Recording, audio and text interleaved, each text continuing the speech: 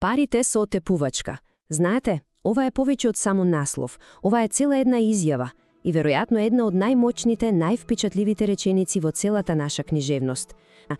А се почнува од нешто сосема вистинско, толку морничаво што звучи како фикција. Замислете си ја сцената.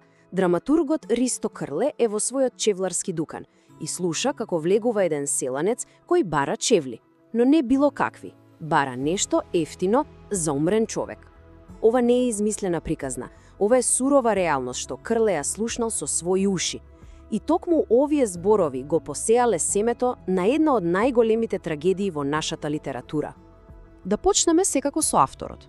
И еве го, Ристо Крле. Роден во Струга, еден од, слободно можеме да кажеме, татковците на македонската драма. Но знаете што е најинтересно? Пред да стане славен драматург, тој бил чевлар. За неечија. Токму таа работа, тој секојдневен контакт со обичниот народ, со нивните маки и приказни, ете тоа му го дало материјалот за неговото најголемо ремек дело. Неговиот живот е навистина како филмска приказна.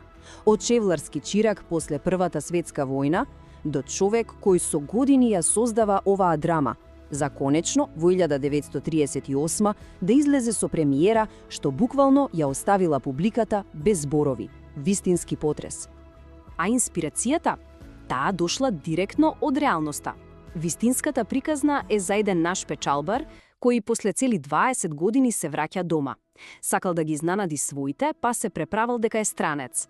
Ама, родителите, кога му ги виделе парите, го убиле. На спиење. Добро, ајде сега да видиме како Крле ја пренесува целата оваа ужасна приказна на театарската сцена. Дејствието почнува со една мешавина од надеж и, секако, страв. Прво, го гледаме испраќањето на Ангеле, заминува за Америка, како и многу други во тоа време. И потоа, години и години мачно чекање, сиромаштија, страв, суеверие. И конечно, после цели 20 години се враќа, ама тајно. Сега е богат, успешен и прво оди кај сестра му, Ката. Има план. План да ги изненади своите, да им приреди радост каква што не ни сонувале дека е можна. Ама, како што често бидува во трагедиите, токму тој план за најголема радост ќе ги одведе право во пропаст.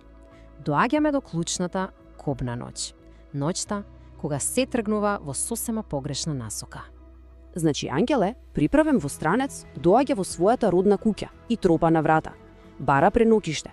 А неговите родители, Митре и Мара, после 20 години воопшто не го препознаваат. Го примаат гостопримливо, како што е адетот, сосема несвесни дека под својот покрив го имаат собствениот одамна изгубен син. И тогаш доаѓа моментот на пресврт. Таткото, Митре, од љубопитност зирнува во куферот на гостинот и што да види? Куферот е полн со златници, море од пари. И во таа секунда нешто во него пука. Целото гостопримство, целата човечност исчезнува.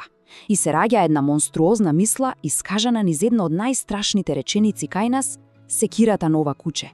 Ова е просто застрашувачка трансформација. За само неколку моменти, човекот кој беше сиромашен, ама чесен домакин, се претвора во ладно-крвен злосторник. Тотално, ама тотално заслепен од алчноста. Парите тука не се само искушение. Тие буквално го бришат она што е човечко во него. И доаѓа утрото, а со утрото секако доаѓа и вистината.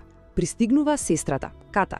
Цела возбудена мисли дека ќе биде сведок на најсреќната семејна средба, ама наместо тоа, таа станува гласникот на ужасот. Таа е таа што ја открива страшната, незамислива грешка. Сваќаат што направиле, дека го убиле собствениот син. Ударот е пресилен. Мајката Мара не може да го издржи тоа и умира на самото место, од срцев удар. А таткото Митре, кога ќе се соочи со своето зверство, зема нож и си го одзема животот. И така, во едно единствено трагично утро, целото семејство е збришано. Но оваа страшна приказна за едно семејство е всушност само слика за една многу поголема, многу поуниверзална порака што Крле сака да ни ја пренесе. И тоа го кажува самиот Крле. Во предговорот на драмата пишува дека ова не е само некоја си изолирана несрекна приказна, Неговите зборови се морничаво точни и денес. Се случувало, се случува и ќе се случува. Тој бил убеден дека вакви трагедии се просто неизбежни се додека живееме во свет каде што парите вредат повеќе од човекот. И тука е целата поента. Прво, ова е остра критика на општеството кое поради сиромаштијата ги принудува луѓето на печалба. Потоа, ова е една неверојатна психолошка анализа за тоа како алчноста може комплетно да го дехуманизира човекот. И на крај, можеби најважно од се, ова е едно безвременско предупредување за трагичната разорна моќ на алчноста.